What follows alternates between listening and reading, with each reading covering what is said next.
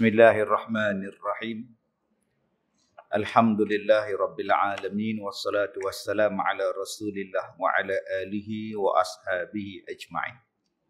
Alhamdulillah, muslimin dan muslimat mudah-mudahan dirahmati Allah. Allah berfirman di dalam surah Thaha ayat 132, A'udzubillahi minasyaitonir rajim. Wa'mur ahlaka bis-shalah wastabir 'alaiha la nas'aluka rizqan nahnu narzuq wal 'aqibatu littaqwa. Wa'mur ahlaka bis-shalah, dan suruhlah keluargamu serta umatmu bis-shalah, mengerjakan sembahyang. Wastabir 'alaiha, dan hendaklah engkau tekun sabar menunaikannya. La nas'aluka rizqa, kami tidak meminta rezeki kepadamu. Nahnu narzuquk, kamilah yang memberikan rezeki kepadamu. Wal aqibatu littaqwa, dan ingatlah kesudahan yang baik adalah bagi orang yang bertakwa. Baik, di dalam surah Thaha ayat 132 ini tuan-tuan, Allah Ta'ala sebut kepada kita perintah daripada Allah Subhanahu Wa Ta'ala menyuruh kita. Dalam ayat ni dia suruh Nabi Muhammad menyuruh keluarganya dan umatnya untuk tetap mendirikan solat. Maka pada kita suruh keluarga kita menunaikan sembahyang. Wa'mur ahlaka bis-shalah, suruh keluarga kamu untuk tetap mengerjakan sembahyang. Jadi cari jalan tuan-tuan, macam mana nak bagi anak-anak kita sembahyang, isteri kita sembahyang, suami kita sembahyang. Cari jalan. Bukan setakat boleh suruh je sembahyang. Lebih daripada itu. Wa'mur ni lebih daripada suruh. Kalau suruh ni sekadar sembahyang. Lebih daripada suruh tu makna bimbing dia, ajak dia, tarik dia. Sebab sekarang suruh tak jalan tuan-tuan. Suruh tak jalan. Kita kena tarik dia, bimbing dia, belai dia daripada kecil untuk mengerjakan solat. Wastabir 'alaiha, dan hendaklah sabar di dalam mengerjakan sembahyang. Sebab kata Allah, innas salah, sembahyang ini satu benda yang besar. La kabirah, berat. Illa 'alal khashi'in, melainkan bagi orang yang khusyuk. Orang yang khusyuk dia menunggu sembahyang. Orang yang tak khusyuk ni tuan-tuan, sayuk-sayuk sembahyang. Dekat-dekat nak habis baru nak sembahyang. Tengok TV dulu, tengok TikTok dulu, menyembang dulu. Tengok bola dulu. Baru dia fikir sembahyang. Orang yang khusyuk ni sebelum masuk waktu dia standby dah. Dia dah siap dah diri dia nak pergi sembahyang. Sebab itu kata Allah, wastabir 'alaiha, jaga, tekun sembahyang ini. Sebab kata Allah, kami tidak meminta rezeki daripada kamu. La nas'aluka rizqa, kami tidak minta rezeki daripada kamu. Bukan kamu yang bagi rezeki pada Allah. Nahnu, kami, narzuquka, kami yang memberikan rezeki kepada engkau. Tuan-tuan yang saya hormati, di dalam Al-Quran ni ada banyak perkataan yang kita kena baca, yang kita kena baca, yang kita kena belajar. Contohnya apa? Contohnya turun. Inna anzalnahu fi lailatul qadr. Inna nahnu nazzalna zikra wa inna lahu lahafizun. Kami yang menurunkan Al-Quran kepada kamu. Kami yang menurunkan Al-Quran kepada kamu. Allah Ta'ala sebut, kami turunkan Al-Quran kepada kamu. Kami turunkan. Daripada yang tinggi turun ke bawah. Kalau sebut saja Al-Quran, kalau sebut saja kepada Nabi Muhammad, Allah gunakan perkataan kami turunkan. Tetapi kalau tuan-tuan buka dalam Al-Quran, Kalau ayat itu berkenaan dengan orang Yahudi, Bani Israel, kami memberikan pada kamu kitab. Yang kami berikan kitab kepada mereka. Untuk Bani Israel, Allah Ta'ala kata, ataitu, kami berikan pada kamu. Utul kitab. Allazina utul kitab. Orang yang diberikan kitab. Tapi untuk Al-Quran, kami turunkan kitab. Nampak tuan-tuan? Allah membezakan perkataan. Sedangkan kitab pada mereka pun Allah yang turunkan. Taurat, Zabur, Injil ni. Al-Quran pun Allah yang turunkan. Kenapa untuk Nabi Muhammad, kenapa untuk umat Nabi Muhammad Allah gunakan perkataan kami turunkan? Kenapa untuk orang Yahudi, Bani Israel yang dapat kitab-kitab ni tuan-tuan, Injil, Zabur apa semua ni, Allah kata allazina utul kitab, yang kami berikan kitab. Jadi ini yang saya kata tadi, kita kena baca, kena belajar tentang ayat-ayat ataupun kaedah-kaedah sesuatu ayat Al-Quranul Karim. Baik. Ulama-ulama menunjukkan, menerangkan kepada kita, ulama tafsir menerangkan kepada kita bahawa kenapa yang digunakan perkataan turun kepada Quran, kepada kita umat Nabi Muhammad, menunjukkan kemuliaan Nabi Muhammad dan kemuliaan kita, istimewanya kita. Yang utuh itu, mereka dapat kitab, mereka engkar. Mereka dapat kitab, mereka rombak. Mereka dapat kitab, mereka tukar nama pula. Buat kitab-kitab daripada pendeta. Maka Allah kata, kami berikan pada kamu. Beza sesuatu yang Allah tak berapa gemar dengan sesuatu yang Allah gemar. Sebab itu perkataan yang Allah suka, perbuatan yang Allah suka, maka Allah Ta'ala banyak menggunakan perkataan turun. Inna anzalna, kami turunkan Al-Quran. Kami turunkan hujan, kami turunkan rahmat, kami turunkan ketenangan. Sesuatu perkataan yang baik, Allah gunakan perkataan nazala, turun. Baik, dalam ayat ini Allah Ta'ala kata apa? La nas'aluka rizqa, nahnu narzuquka. Kami tidak minta rezeki daripada kamu. Sebaliknya, kami yang bagi rezeki pada kamu. Nahnu narzuquk.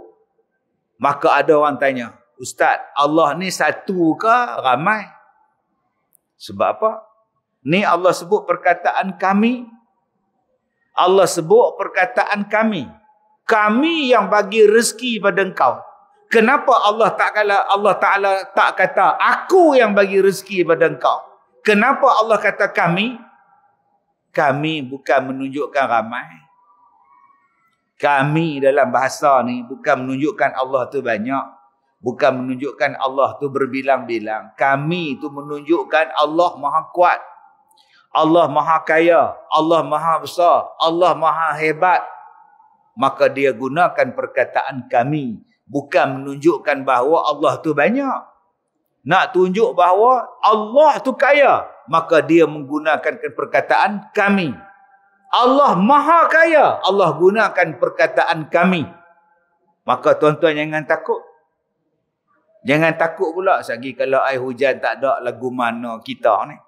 Selagi kalau beras tak ada, nak makan apa kita ni. Selagi kalau anak kita ramai, apa kita nak makan. Selagi rakyat banyak sangat, nak makan macam mana ni. Tuhan bukan miskin. Tuhan maha kaya. Allah Ta'ala sebut berkali-kali bahawa di bumi ni ma'isyah. Bumi ni adalah tempat hidup. Jangan takut tuan-tuan. Bumi ni tempat hidup, akan ada rezeki untuk kita. Akan ada kecukupan udara untuk kita, air untuk kita, akan ada. Maka tuan-tuan jangan kata bahawa Allah tu miskin. Tak mampu nak bagi semua. Sebab itu Allah Ta'ala gunakan perkataan nahnu. Kami yang bagi rezeki pada engkau. Maka kata Allah, wal aqibatu littaqwa, dan balasan yang baik kepada orang yang bertakwa. Maka kalau tuan-tuan tanya pada saya, apakah ayat, apakah petua untuk murah rezeki? Jawapan dia ialah suruh keluarga kita sembahyang dan sabarlah di dalam mengerjakan sembahyang. Itulah rezeki, itulah punca kemurahan rezeki daripada Allah Subhanahu wa taala. Kalau hidup kita sempit, hidup kita susah, gaji tak cukup, pendapatan pak siapa tak naik-naik, pak siapa yang aku susah sangat ni, jawapan dia cuba tengok pada sembahyang. Saya sembahyang ustaz, anak tak tahu. Saya dengan isteri saya sembahyang ustaz, anak tak tahu. Yang tak tahu itulah yang kena perbetulkan, wa'mur ahlaka bis-solah. Jadi tuan-tuan, kalau kita nak supaya kita ni dikurniakan oleh Allah rezeki, ketenangan, kebaikan, maka benda yang perlu kita jaga, wajib kita jaga ialah perintahkan ahli keluarga kita sembahyang. 2, sabar di dalam mengerjakan sembahyang. Saya kata dah pada tuan-tuan, suruh ni bukan setakat kata, hey man sembahyang. Bukan. Pergi ketuk bilik dia, tengok sembahyang tak lagi. Subuh-subuh kejut dia, terajang pintu tu.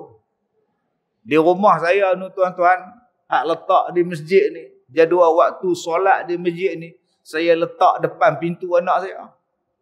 Set pula 10 minit sebelum masuk waktu, zikir, tasbih, baca Quran, pasang kuat-kuat supaya budak-budak ni bangun. Sebab saya sibuk. Kadang tak ada di rumah, siapa nak kejut dia pun sembahyang. Set. Dulu saya pasang speaker dalam bilik tidur depa tu. Bila nak sembahyang je, saya tekan Quran setengah jam sebelum sembahyang. Sebelum azan, tekan Quran, pasang. Supaya dalam bilik depa tu ada speaker atas kepala tu. Depa lagi cerdik pada saya. Depa off pula volume dia. Pakat tak dengar pula. Saya letak satu tentang supaya depa sembahyang. Cari jalan, hang nikah ke, hang tak menikah ke, aku tanya sembahyang ke belum? Dah sembahyang ke buat? Macam Sayyidina Umar Al-Khattab, dia sakit kena tikam. Bila orang ziarah dia, soalan yang pertama, dia tanya pada orang yang main ziarah dia, awak dah sembahyang belum? Awak dah sembahyang ke belum? Yang sakit, tanya pada yang sihat, kamu dah solat atau belum? Sekarang, kita tanya tak pada orang sakit, pakcik dah sembahyang ke belum? Dulu, belum waktu COVID, saya rutin bulanan, rutin mingguan ialah menziarah hospital. Bawa air, bawa debu tayamum. Tanya, sembahyang lagi. Tak erti sembahyang, saya ajar. Tak boleh tayamum, saya tunjukkan tayamum. Lepas itu, bila mem datang COVID ni tuan-tuan, langsung kita tak boleh ziarah. Saya buat kursus untuk doktor dan nurse. Macam mana cara nak bagi orang sembahyang yang sakit ni sembahyang. Macam mana nak galakkan mereka sembahyang. Sebab macam-macam alasan tak boleh sembahyang. Sebab tutup dengan plaster lah. Sebab masuk drip lah. Sebab tangan simen lah. Bagi alasan tak boleh sembahyang. Allah sebut dalam ayat ni. Wastabir alaiha. Sabarlah di dalam mengerjakan sembahyang. Kalaulah sihat pun tak sembahyang, agak-agak sakit, lagi kuat alasan tak sembahyang. Allah Ta'ala kata sabar. Pergi sembahyang. Berapa ramai yang sangkut dalam kesesakan lalu lintas tak sembahyang. Yang banyak duk komplain dekat Facebook, dalam TikTok apa semua ni. Saya nak berak punya susah lah, jam 4 jam. Dia kira berak. Saya nak kencing dia tak fikir nak sembahyang. Apa-apa sembahyang dulu tuan-tuan supaya dapat keberkatan. Kita bercakap daripada sudut rezeki dalam keluarga. Sudut rezeki dalam keluarga. Cara dia ialah sembahyang. Bayangkan hari ini Malaysia dia perkenalkan cogan kata keluarga Malaysia. Maknanya Malaysia ni satu keluarga. Kalau kau nak rezeki Allah sampai pada Malaysia, pastikan anak-anak dalam keluarga Malaysia ni sembahyang. Pastikan. Barulah ayam tu banyak. Ni ayam tak ada harga mahal, beras tak ada, gula tak ada, tepung susah, mahal minyak masak, mahal apa semua. Ni pasal apa? Pasal apa yang Allah angkat benda-benda ni, keberkatan ni.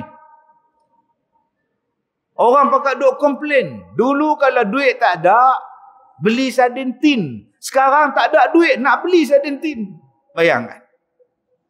Maknanya keberkatan rezeki seolah-olah Allah dah tarik. Puncanya salah satu ialah solat tak dijaga dalam satu bentuk keluarga negara. Wujudkan balik macam mana cara nak bagi orang semayang penuh balik di masjid. Penuh balik semayang di surau berjamaah. Cari jalan. Saya pergi ke Johor, pergi ke Melaka. Ada satu masjid menganjurkan siapa yang semayang subuh berjemaah 40 hari tanpa miss akan dapat hadiah basikal.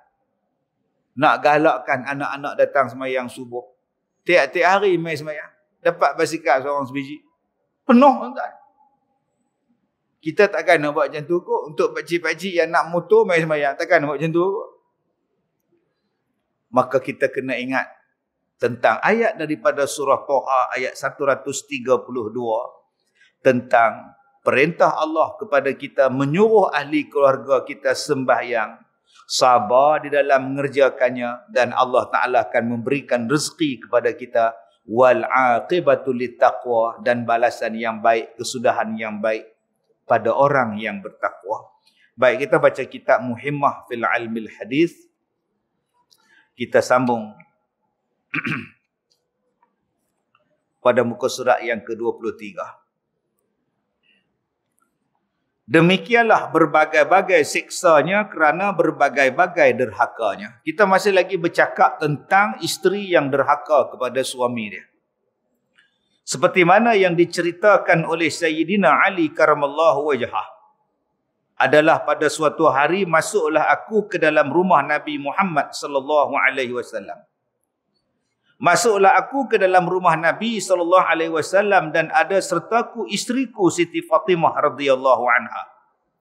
Maka tak kala menepuk, yakni mengetuk pintu, maka sabda Nabi SAW, siapakah yang di pintu? Maka menyahut Siti Fatimah, kami dengan suami kami Ali, hamba datang menghadap akan dikau ya Rasulullah. Maka tak kala membuka pintu bagi kami, maka tiba-tiba kami dapati Nabi hal keadaannya menangis sebagai tangisan yang sangat. Baik, dalam cerita ni tuan-tuan, Siti Fatimah ni bila ketuk pintu, Nabi tanya dia, ni siapa ni? Dia kata ni, kami ni Fatimah dengan suami. Wahai Rasulullah. Dia panggil Nabi, dia tak panggil Pak. Oi Pak oi. Pak oi, dia tak sebut macam kita. Ayah oi, abah oi, abi oi, daddy oi, papa oi, dia tak sebut. Dia sebut apa? Ya Rasulullah.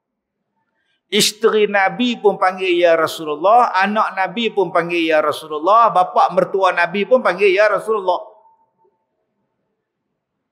Abu Bakar tu bapa mertua, Umar Al-Khattab bapa mertua, dia panggil Rasulullah ya Rasulullah. Kalau kita ni dapat menantu ustaz, kita panggil apa? Panggil nama dia. Hang bila sampai Kazim. Jarang pak motor panggil ustaz bila sampai. Taubatlah tak panggil. Dia panggil nama dia. Menantu aku, Abu Bakar ni mertua. Ada dia panggil Mat. Oh Mat. Baik ingat kawan hang panggil Mat. Dia tu Nabi. Maka hang isteri ke, hang pak mertua ke, hang anak ke, panggil Rasulullah, ya Rasulullah. La taj'alu du'a ar-rasul ka du'a'i ba'dukum ba'dah. Jangan kamu panggil Nabi Muhammad macam mana kamu semua memanggil kawan-kawan kamu. Maka sampai kepada kita, jangan duk panggil Nabi Muhammad tu macam kita duk panggil kawan kita. Panggil dia dengan panggilan yang mulia, Nabi Muhammad. Nabi Muhammad, Nabi. Bukan sebut Muhammad. Sebab hari ini dah jadi kecenderungan. Ada ustaz, ada asatizah yang bila ceramah je, Muhammad manusia biasa. Hang ingat Muhammad tu apa? Kawan pasti hang. Kawan tadi kau kemas dulu panggil Muhammad. Sebut dengan perkataan yang mulia Nabi Muhammad sallallahu alaihi wasallam. Allah tak membenarkan kita memanggil Rasulullah dengan panggilan macam kita panggil kawan-kawan kita. Jangan. Kita di Malaysia, dia Tuan Guru pun kita sebut Tuan Guru. Tok Guru. Mai ke Nabi panggil Muhammad. Ini kurang hajar. Kemudian bila selawat, marah pula. Ustaz nak ceramah, selang-seli dengan selawat. Aku suka dia. Yang marah. Siapa? Dia kata Abu Bakar pun tak buat. Hantar mana Abu Bakar tak buat? Apa masalah dia? Saat-saat selawat. Aku suka dia. Dia nak selawat, pahala kat dia.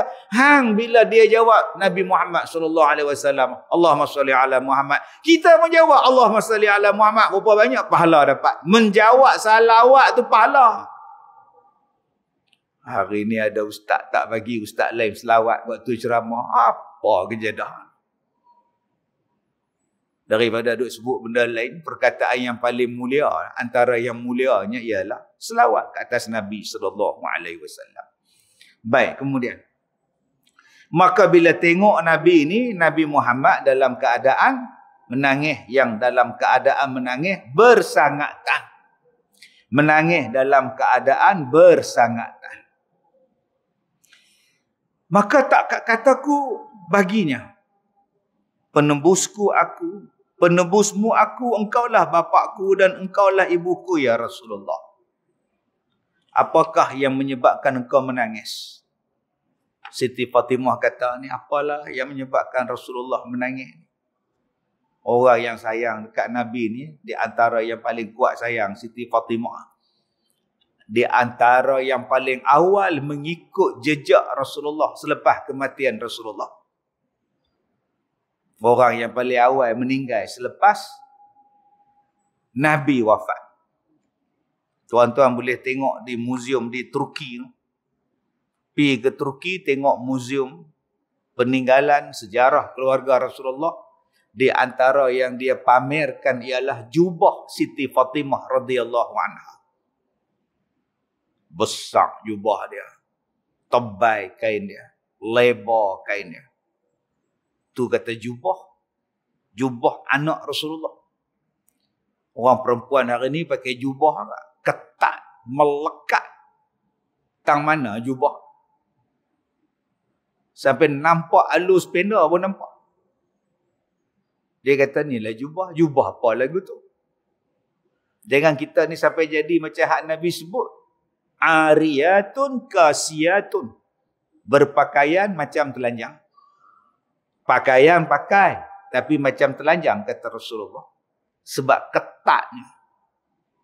Yang anak Nabi duk pakai jubah tu labuh, lebar, longgar. Sampai sekarang duk ada lagi jubah tu 1400 tahun. Boleh tengok pun tuan. Berbeza dengan zaman sekarang ni jubah ni ke, tapi jubah balut nangkah. Kemudian kita nak kata, isteri saya dah berjubah. Saya dah berhijrah. Hijrah apa? Belum sampai lagi tahap tu. Maka sabda Nabi SAW, bahawa sesungguhnya telah aku melihat pada malam Mi'raj beberapa perempuan daripada umatku berada dalam keadaan seksa yang amat sangat. Maka sangatlah salah pekerjaan mereka itu. Kerana itulah yang menangiskan akan daku daripada sangat seksa mereka itu. Tuan-tuan yang saya hormati, kalau kita tengok di dalam hadis ni, cerita tentang betapa Nabi ni sayang pada orang perempuan. Nabi ambil berat tentang perempuan. Nabi ambil kisah tentang orang perempuan. Menangis Nabi bila cerita tentang orang perempuan. Cuma saya nak sebut pada tuan-tuan, sekali lagi ada pula ustaz-ustaz kita ni, hak alim-alim ni, dia bila baca hadis-hadis macam ni, dia kata, tak sahih lah, dhaif jiddan lah, mungkaran lah, macam-macam lah. Pulang kat mereka, kita baca kitab ni. Okey, hang kata hadis ni dhaif, ulama' lain tak kata dhaif. Hang duk pakai tok guru hang je, Albani je, hak lain tengok rujuk pada hak lain pula. Jadi, kita ambil inzar saja apa yang kita baca ni. Sebab dalam peristiwa Mi'raj ni tuan-tuan, macam-macam huraian dia, macam-macam cerita ni. Ada yang ditokok, ada yang ditambah, ada yang betul. Macam-macam, ada ditambah lagi. Tambah-tambah zaman sekarang pula. Bila datang ceramah Isra' dan Mi'raj, yang ceramah tu bukan bagi faham tentang Isra' Mi'raj. Bukan ambil iktibar daripada Isra' dan Mi'raj. Dia menimbulkan kekeliruan pada orang yang mendengar pula. Kita dah kata dah, Isra' Mi'raj ni sepakat di Malaysia kata 27 Rejab. Bila kita jemput dia main ceramah, dia kata, tak, bukan 27 Rejab, 10 Ramadan. Tak, bukan 10 Ramadan. Berapa bulan sebelum Rabiul Awal. Tak, benda ni berlaku sebelum daripada Nabi naik diangkat menjadi Rasul. Tak, benar. Akhirnya kita keluar pada 10 pintu ni, 10 kepala duk fikir. Cubalah kita ambil kesepakatan yang ada dalam kalangan kita di Malaysia ni, tanah Melayu lama dah. Yang kita duk pegang 27 Rejab. Dan tak salah pun beriman bahawa, percaya bahawa berlakunya pada 27 Rejab. Tapi yang saya duk perhati tuan-tuan, saya ni penceramah tua. Hak datang kemudian ni muda-muda belakang ni. Saya hak lama ni. Yang mengajar masjid tuan-tuan ni 30 tahun ceramah saya. 30 tahun dah bukan di masjid ni, di Malaysia. Lama dah tinggal ni saya dengan Datuk Samsuri tu satu zaman. Kami ni dah jumpa 10 tahun, 20 tahun hak kebelakangan ni, macam-macam benda hak pelik-pelik. Sepatutnya bila kita mari mengajar orang yang main mengaji ni, dia ada kesatuan. Oh, ni dia. Tapi sekarang ni saya nampak, bila makin mengaji, makin keliru. Kita boleh tolak sana, boleh petikai sini. Sebab yang main mengajar tu, satu contoh aja saya bagi tadi. Tarikh Isra' dan Mi'raj. Kita dah sepakat pakai 27. Dia mari pula cerita, dah. Dia ada 10 pendapat tentang tarikh ni. Habis tu yang mana satu ustaz? Dia tak tahu, suka hampak. Hanya dia bergaduh pula. Cubalah ajak pada awal 27 kan selamat. Baik, jadi begitu juga dalam kisah yang kita baca ni. Kisah Nabi nampak apa yang Nabi nampak dalam peristiwa Mi'raj. Naik ke langit. Bukan Isra' tu. Mi'raj. Naik ke langit tu. Baik. Maka berkata Sayyidina Ali, ya Rasulullah, betapa engkau melihat kepada mereka. Rasulullah dengan Sayyidina Ali sepupu. Rasulullah dengan Sayyidina Ali mertua dengan menantu. Maknanya anak kita boleh menikah dengan sepupu kita. Saya ulang balik. Sayyidina Ali dengan Nabi Muhammad sepupu. Anak Nabi Muhammad menikah dengan Sayyidina Ali. Kalau kita di Malaysia ni, kalau anak kita dengan sepupu kita, anak kita tu, kita ajak panggil dia Pak Su, Pak Long pupu, pangkat Pak Ngah pupu, pangkat Pak Menakan pupu.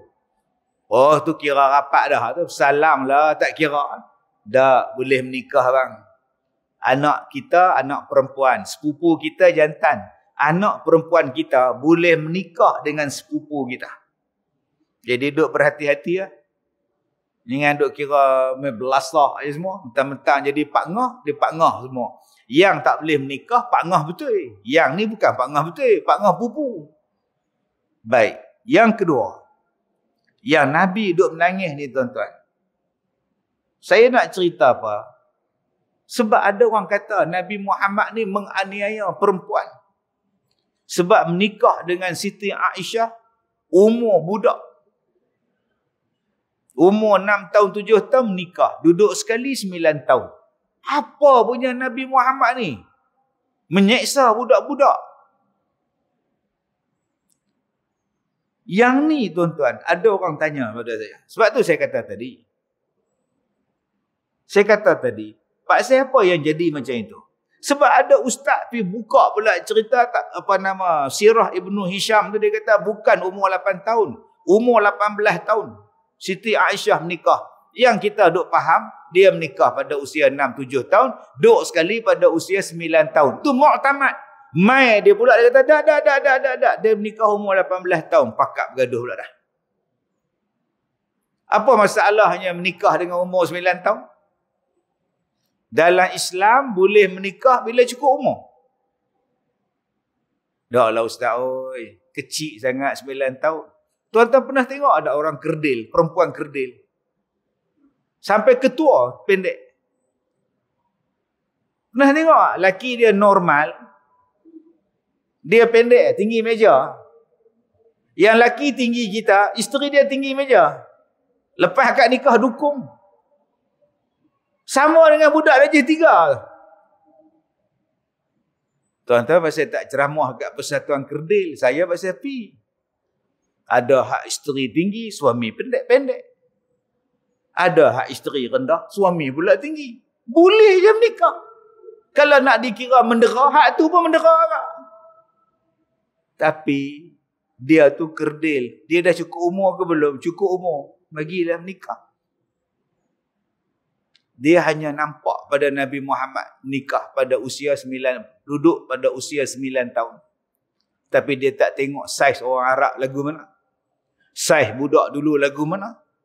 Saiz zaman tu lagu mana. Budayanya, sosio-budayanya, keadaan masyarakat pada masa tu dia tak nampak. Dia hanya nampak pada orang Melayu 9 tahun. Dia nampak dia hak pendek-pendek orang Melayu ni. Dia tak nampak tuan Arab tu lagu mana. 2.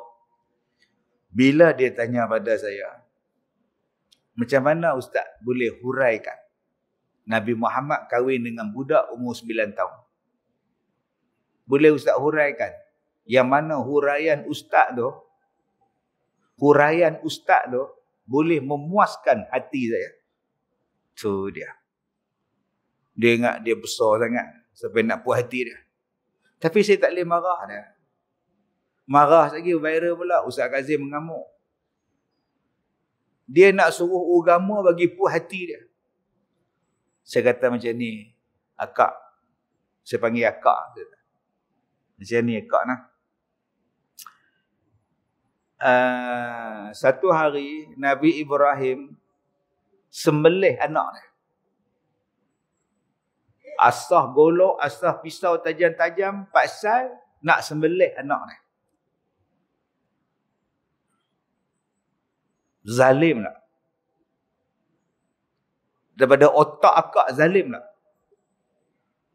2. Mak Nabi Musa, dia ambil Nabi Musa hak masih kecil tu, pergi buh dalam kotak kayu, pergi hanyut di sungai. Bukan sungai belakang rumah kita tu. Hak tumit dia. Sungai Nil tu. Dalam gila tu. Boya pun tak. Akak cuba fikir. Zalim tak seorang mak lentarkan anak dalam sungai. Akak ingat tak cerita tukang sisir Masyitah, anak Firaun, tukang sisir rambut. Dengan baby dia kecil. Dia suruh terjun dalam api dan dia terjun. Akak fikir tak benda tu zalim? Semua benda-benda ni Allah yang suruh buat. Sembelih anak, Allah suruh sembelih. Tinggalkan anak di Mekah dengan isteri di Mekah dalam keadaan tak ada air, tak ada elektrik, tak ada rumah, tak ada orang, tak ada makanan. Siapa yang suruh Nabi Ibrahim tinggalkan Hajar dan Nabi Ismail? Allah.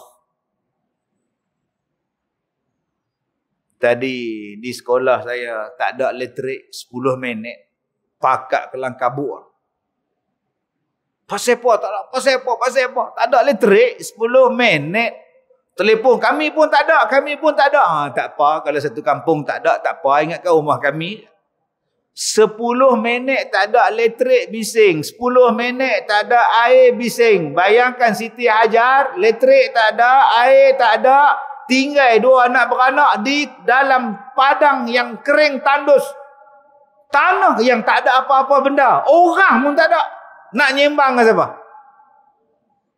Mai ular patuk, kalau jengking patuk nak panggil siapa? Jepam tak ada, pertahanan awam tak ada, bomba tak ada. Kalau sakit perut nak cari minyak mana? Minyak gamak tak ada, apa tak ada. Siapa yang suruh duduk situ? Allah. Siapa yang suruh mak Nabi Musa lemparkan Nabi Musa dalam sungai? Allah. Siapa yang suruh terjun baik Masyitah ke, baik Asyah ke, isteri Firaun ke yang dibunuh? Siapa-siapa sajalah. Siapa dia yang suruh benda-benda tu? Allah. Adakah Allah tu zalim? Tak. Setiap apa yang berlaku tu perintah Allah. Dan mereka buat. Dan keputusan dia sangat hebat. Allah suruh sembelih Nabi Ismail, Nabi Ibrahim buat. Apa jadi pada dia? Allah suruh Siti Hajar dan Ismail duduk di Mekah. Apa jadi pada Mekah? Allah suruh lemparkan Nabi Musa di laut. Adakah di sungai? Adakah Nabi Musa mati? Tak. Semuanya ada hikmah. Soalan dia, siapa yang menyuruh Nabi Muhammad kahwin dengan Aisyah? Yang umurnya 9 tahun duduk sekali? Siapa? Adakah nafsu Nabi Muhammad? Tak. Allah yang suruh kahwin. Maknanya ada sebab. Adakah Allah menyeksa Siti Aisyah? Adakah lepas dia menikah masuk hospital? Adakah dia kemurungan? Tak. Ada benda lain. Tak ada dalam riwayat selepas kahwin dengan Nabi maka menderitalah Aisyah. Tak. Perintah Allah mana ada buruk? Perintah Allah semua baik. Kesudahan dia apa? Beribu-ribu hadis datang ingatan daripada Aisyah meriwayatkannya. Umur Aisyah panjang walaupun Rasulullah dah wafat berpuluh-puluh tahun, dia masih lagi hidup menjadi rujukan pada umat manusia. Walaupun Nabi Muhammad dah tak ada, tapi orang boleh tanya lagi pada orang yang hidup dengan Nabi, sebilik dengan Nabi, namanya Aisyah. Orang pakai tanya pada dia. Ada hikmah lain. Yang kamu nak ikut orientalis barat, kafir, yang tak suka pada Nabi Muhammad memburukkan cerita ni, yang kamu ikut tu pasal apa? Kamu buka lah keseluruhan cerita dia, barulah boleh faham. Ni tak. Kamu beriktikad Islam. Beriktikadnya kamu pada Allah Ta'ala Tuhan. Tapi kamu petikaikan perintah Allah macam orang kafir petikai. Dalam hadis ni, Nabi duk teriak mengenangkan orang perempuan. Apa dia yang Nabi nampak? Sabda Nabi SAW, telah aku lihat seorang perempuan yang tergantung dengan lidahnya. Dan api neraka yang sangat panas dituangkan ke dalam lehernya. Dan aku lihat seorang perempuan yang tergantung dengan rambutnya dan mendidih otak kepalanya. Yang ni hak Nabi dipertunjukkan dalam neraka. Nombor 1, yang tergantung lidahnya. Tuan-tuan, carilah siksaan yang paling buruk dalam dunia ni. Tapi tak boleh lawan siksaan dalam neraka. Kita ingat dulu tok kita duk cerita zaman Jepun. Bagi minum air sabun sampai buncit, pecah perut, Jepun seksa. Oh, dia kata, ustaz tak kena. Mereka cabut kuku ni ustaz. Hidup-hidup cabut kuku. Oi. Kesudahan daripada siksaan Jepun tu apa? Habak mai. Jepun ambil air sabun, dia bubuh dalam mulut. Kemudian ramai-ramai tentera dia mai pijak perut sampai pecah. Teruk ustaz, Allah azab. Selepas pecah tu dia jadi apa abang? Selepas pecah perut, dia mati. Nak kata apa lagi? Bodohnya ustaz ni. Okey. Lepas tu, lepas mati dia seksa lagi tak? Tak ada. Dah jadi mayat, bangkai apa semua tak ada. Dia pun campak buang lah. Oh, kalau macam tu tak teruk. Pasal mati. Yang neraka ni tak mati-mati masalah dia. Lepas kau disiksa ni, kau hidup balik, badalnahum juludan ghairaha. Lepas kau dibakar tu, kau akan digantikan dengan kulit yang lain pula. Hidup balik, bakar lagi. Hidup balik, bakar lagi. Dalam surah An-Nisa Allah sebut benda ni. Kalau sekadar siksaan dalam dunia, dia siksa kita, kita mati habis-habis. Tapi hak dalam neraka ni tak habis-habis. Maka takutlah kepada hak neraka tu lebih pada hak dunia. Tuan-tuan, kita lepas semayang doa macam-macam. Ya Allah, murahkanlah rezeki, sihatlah tubuh badan, bagilah temuduga anak aku berjaya, bagilah SPM anak aku terbit 16 hari bulan ni dapat 9A. Ya Allah, perkenankanlah, lembutkanlah hati mak mertua aku. Ya Allah, lembutkanlah hati isteri aku bagi aku menikah lain. Macam-macam. Berapa ramai yang duk doa, Ya Allah, lapangkanlah kuburku, Ya Allah. Matikanlah aku dalam kebaikan, Ya Allah. Biarkan aku boleh mengucap kalimah la ilaha illallah sebelum aku mati, Ya Allah. Ya Allah, Ya Rahman, janganlah putuskan doa untuk aku selepas aku mati, Ya Allah. Yang banyak kita ada sebut dunia. Padahal dunia ni bila-bila masa boleh pi. Akhirat tu nanti. Patutnya minta ke akhirat tu lebih banyak pada hak dunia ni. Sepatutnya begitu.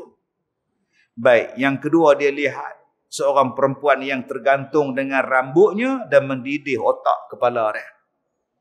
Ketiga, pula aku melihat seorang perempuan yang tergantung dengan kakinya di atas terlipat, mengeluarkan segala malaikat yang menyiksa itu dengan dua tangannya daripada pihak belakang, dan minyak tanah dilumurkan pada badannya dan dituangkan air panas ke dalam mulutnya. Kaki tergantung, diikat ke belakang tangan dia, tenganga mulutnya, dituangkan air yang panas dalam lehernya. Yang keempat, aku melihat seorang perempuan yang tergantung dengan dua susunya, dengan dua buah dadanya, dan buah zakum dituangkan masuk dalam lehernya. Buah zakum ialah buah kayu yang di dalam neraka yang amat pahit. Maka apabila memakan mereka itu akan zakum, nescaya menggelegak segala isi perut mereka, menggelegak otak mereka dan gusi mereka, dan keluarlah lidah apinya daripada mulut mereka itu. Ni buah zakum juga Allah Ta'ala sebut dalam Quran. Yang kelima, dan aku lihat pula seorang perempuan yang tergantung, padahal memakan ia akan daging dirinya, dan api neraka dinyala-nyalakan daripada pihak bawahnya. Yang keenam, dan aku pula melihat seorang perempuan yang tergantung, menambat oleh segala malaikat akan dua kakinya kepada dua susunya. Kaki dia dilipat, diikat ke dada. Dan ditambat pula daripada dadanya, dia lipat pula ke ubun-ubun kepalanya. Tak tahu kalau gimnastik boleh buat. Kaki lipat ke dada, dah lipat ke dada, lipat lagi gulung sampai ke kepala. Dan dijadikan atas badannya itu beberapa ular dan kala. Keadaannya memakan ia akan dagingnya dan menghirup darahnya. Yang ketujuh, dan aku pula melihat seorang perempuan yang tergantung, hal keadaannya buta tuli, pekak di dalam korongan api neraka. Bisu dalam korongan api neraka. Padahal keluar otak daripada kepalanya dan lagi mengalir ke dalam hidungnya dan segalanya. Amat busuk, berputar-putar seperti kena penyakit yang besar. Yang ke-8, aku melihat seorang perempuan yang tergantung, hal keadaannya dipotong segala daging badannya, daripada hadapannya hingga belakang, daripada segala anggotanya, daripada gunting api neraka. Yang keseterusnya, dan aku melihat seorang perempuan yang tergantung, hal keadaannya hitam segala muka dan dua susunya, dan api memakan isi perutnya. Dan aku melihat seorang perempuan yang tergantung, kepalanya seperti kepala babi dan tubuhnya seperti tubuh keldai, dan di atasnya ribu-ribu warna daripada azab. Dan aku melihat pula seorang perempuan yang tergantung atas rupa anjing, dan api neraka itu masuk daripada bawah duburnya dan keluar daripada mulutnya, dan segala malaikat memukul mereka itu akan kepalanya dan badannya dengan pemukul daripada api neraka. Inilah sebab yang Rasulullah menangis. Bila dengar cerita Nabi, kata Sayyidina Ali, maka berdirilah Siti Fatimah radhiyallahu anha kepada Nabi SAW. Anak Nabi ni pi dekat Nabi, dia kata apa? Hai kekasihku dan cahaya mataku, khabarkan olehmu apa-apa dosa mereka itu, hingga jatuh atas sekalian mereka itu dengan berbagai-bagai seksa. Wahai kekasihku, wahai cahaya mataku, tolonglah khabarkan kepadaku apa salah perempuan-perempuan tadi sampai seksanya dahsyat sangat. Maka sabda Nabi SAW, adapun perempuan yang tergantung dengan rambutnya itu, maka bahawa sesungguhnya ia tiada mahu menutup rambutnya daripada lelaki yang haram memandangnya. Yang pertama sebab tak tutup aurat. Hari ni ada orang bangga, dia kata walaupun dia tak tutup, tapi dia boleh pergi umrah. Ada yang kata memang saya tak tutup, tapi hati saya baik. Ada yang dah bertutup, buka balik. Bila tanya kenapa tak bertutup? Sebab saya tak nak jadi hipokrit. Saya nak menjadi diri saya yang sebenarnya. Allahu Akbar. Ada yang bertutup, kemudian buka.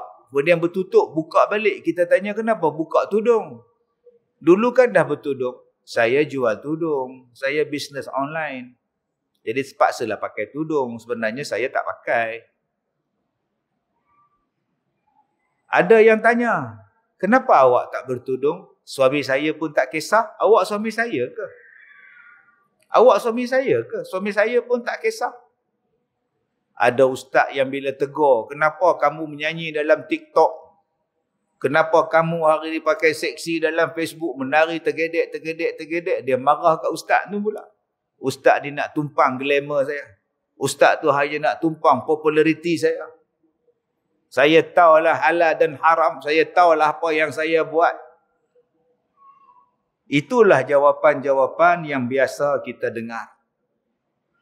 Yang Nabi ni menangis untuk kita. Kita tak menangis untuk diri kita. Pelik. Rasulullah menangis untuk kita. Takut kita ni kena seksa. Yang kita ni pula tak mau ikut Rasulullah. Malah nak menangis untuk diri sendiri pun tidak. Bayangkan tuan-tuan. Buruknya perangai kita. Nabi Muhammad sayang pada kita lebih daripada kita sayang diri kita. Takkan nak selawat pun tak boleh pada orang yang mencintai kita.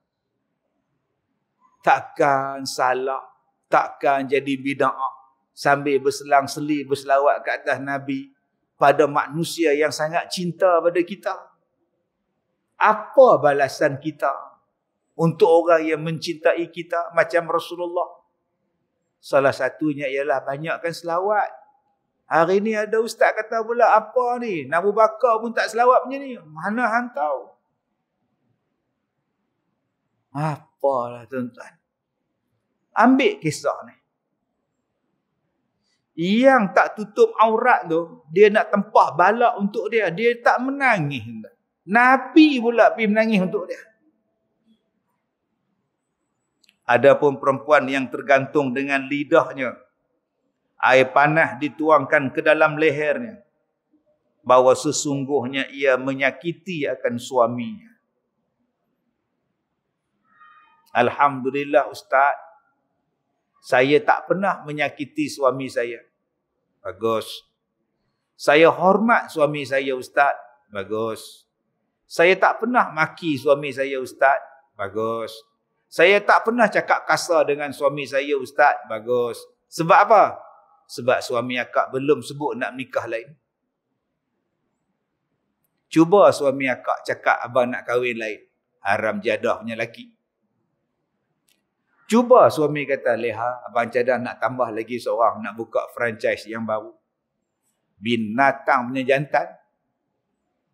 Sebab tu, jangan cakap kita beriman bila dapat suami beriman. Nak tahu iman kuat tak kuat bagi seorang perempuan, tunggu dia dapat suami dia jahat. Baru tahu dia beriman ataupun tidak. Memanglah dia baik, berat ni sampai ke siling punya banyak. Suami beli prepping berat ni sampai ke siling. Tak payah pakai tangga, tukar lampu, naik tak naik berat. Duit cukup, makan minum cukup, pakai cukup, semayang berjemaah, puasa berjemaah, Senin Khamis, Quran baca sama-sama. Ya Allah, untungnya aku dapat isteri solehah. Belum soleh lagi, awak belum diuji. Saya untung ustaz dapat suami macam ni ustaz. Saya baik sangat. Saya solehah ustaz.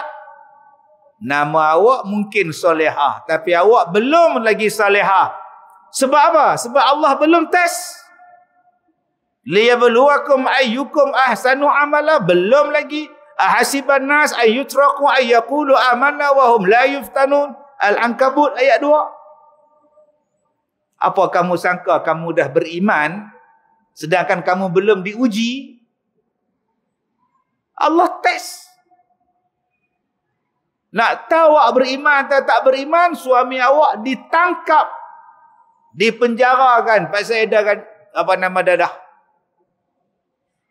Sekarang suami duduk dalam penjara. Nah, awak sedang diuji.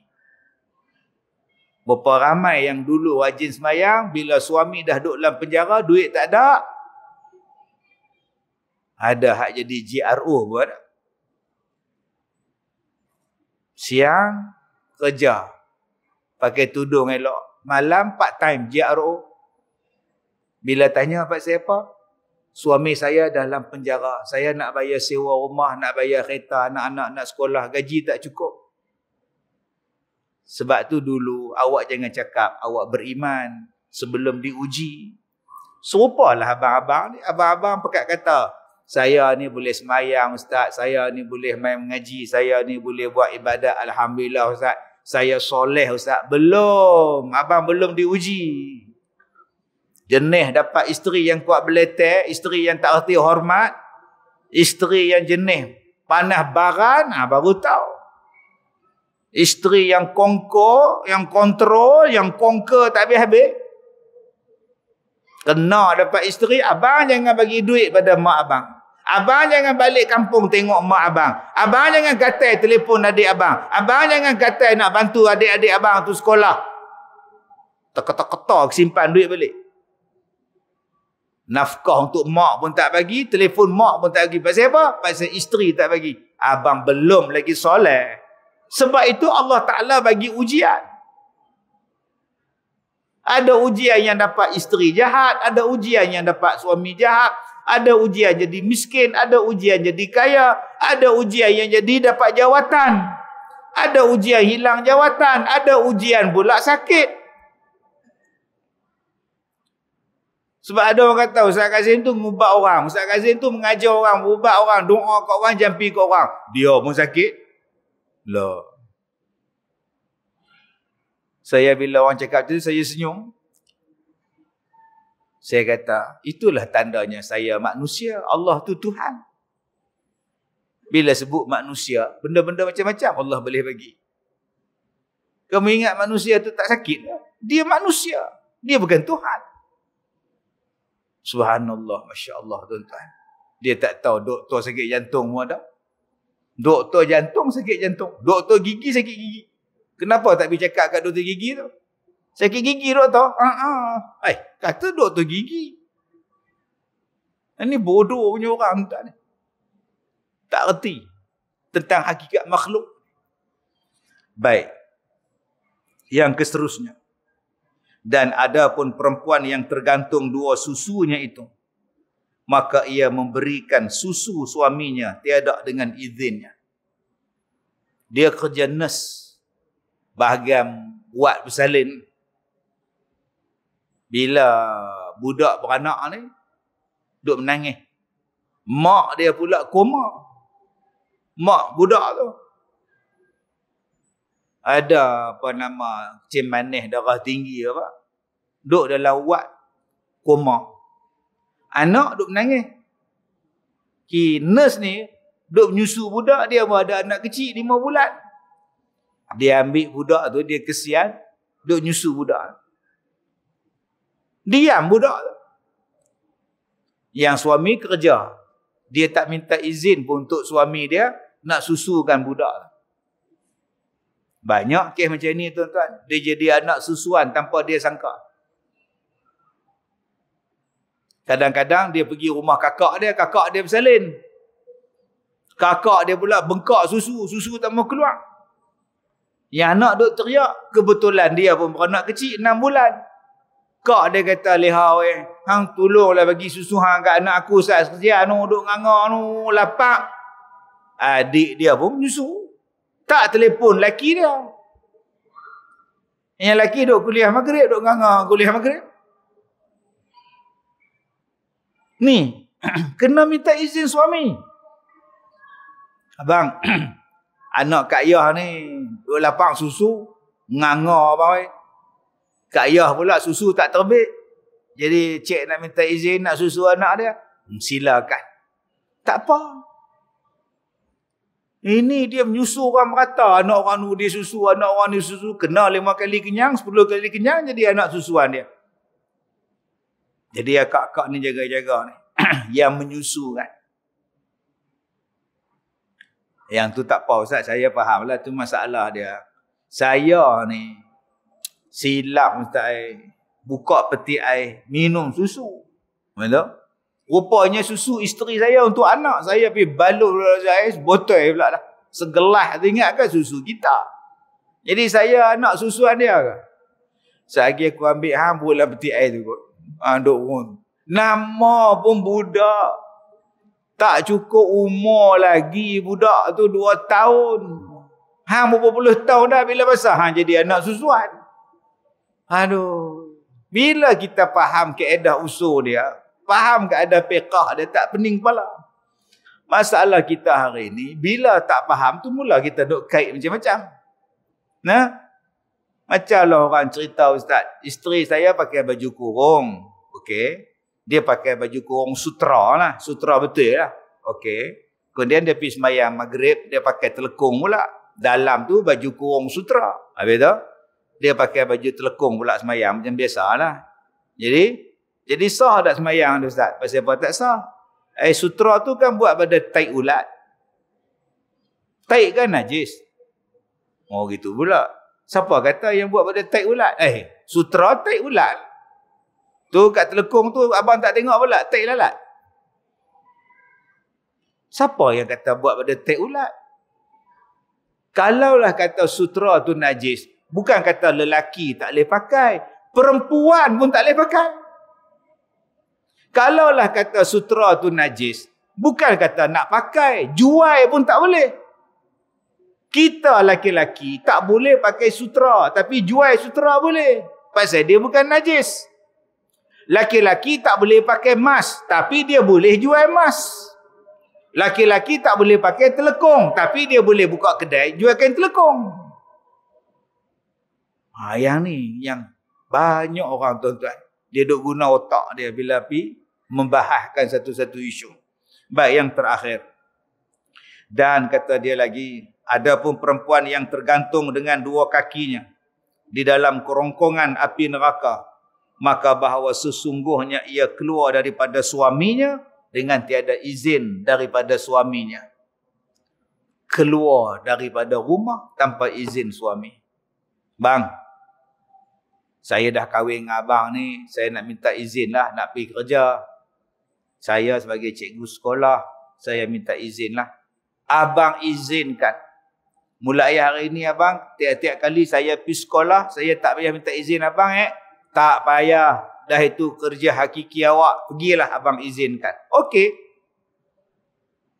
Habis sekolah pukul 2. Dia pergi IKEA. Pergi IKEA. Geng sekolah dia. 4-5 orang dengan kerani sekolah pergi sekali. Pergi jari pinggan mangkuk. Hang dah bagi tahu kat laki hang nak. Laki aku bagi. Laki hang bagi. Hang pergi sekolah. Bukan pergi IKEA. Tak apa. Balik lagi. Kau minta lah izin. Elok nak balik. Melanggar atas tu. Melanggar dengan lori. Mati. So macam mana? Polis telefon isteri dia. Encik Johan. Ya. Kami daripada polis. Sungai Dua ni. Ya. Nak maklum jenazah isteri Encik Johan ada kat hospital Seberang Jaya. Kenapa dengan dia? Aksiden. 5 orang. Sudah. Pergi bergegah. Tanya dia aksiden di mana? Sekolah ni. Sekolah hujung mati tang sana, rumah belakang masjid. Bini hang pi mana? Tak tahu. Tapi mana tahu. Dia tak telefon pun. Jadi apa? Yang suami ingat dia pergi sekolah, dia tak habaq pun. Laki bini hang pergi IKEA, memang beg IKEA penuh. Yang ni nak elak ni, dia kata tak apa, balik sekali lagi aku minta izin. Kok sempat balik? Kok tak sempat? Apa tak sempat ustaz? Saya sampai pukul 4:30. Sempat sampai. Tengok-tengok laki tak sempat. Laki pula mati langgar tu. Hang tak bagi tahu kat dia pun. Adakah waktu dia duduk atas katil mayat tu, abang minta izin kemarin pergi IKEA. Nak minta izin apa? Hamba Allah mati lah. Sebab tu akak-akak minta izin. Yang dia izin pergi sekolah, yang pergi cari caw kutiau tu kena minta izin. Balik pada sekolah, derah caw kutiau tu. Duk lepak dengan kawan. Jadi kalau hak mana dia dah izin daripada awal, silakan. Yang mana yang kita baru nak pergi lepas tu, minta izin daripada suami. Sebab takut jatuh fitnah yang bukan-bukan pada seorang isteri, yang menimbulkan perbalahan rumah tangga. Baik, tandakan di situ. InsyaAllah kita sambung lagi.